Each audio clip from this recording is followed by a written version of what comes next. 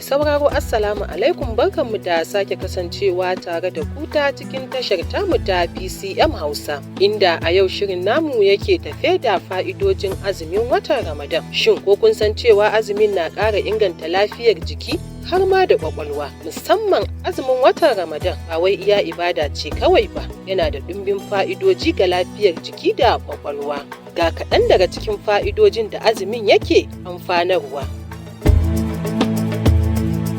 Na ɗaya, tsaftar jiki da inganta narkewar abinci. Lokacin azumi, jiki yana samun damar kawar da gubobin da suka taru a jiki, yana kuma inganta aikin hanta wajen tace datti daga jiki. Na biyu, rage ƙiba da daidaita siga a jikin ɗan adam. Yin azumin yana taimakawa wajen rage ƙiba ta hanyar rage cin abinci da kuma daidaita matakin sukari a jiki, wanda ke rage haɗarin kamuwa daga ciwon sukari. Na uku, ƙarfafa tsarin garkuwar jiki. Azumin na taimakawa jiki matuƙa wajen sake farfaɗo da ƙarfafa tasirin kariya daga cututtuka, yana kuma rage yawan kumburi da ciwon gaɓoɓi.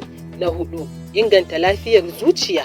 Hanyar cin abinci cikin tsafta da kaucewa cin abinci mara kyau yana taimakawa wajen rage hawan jini da rage barazanar kamuwa da cututtukan zuciya.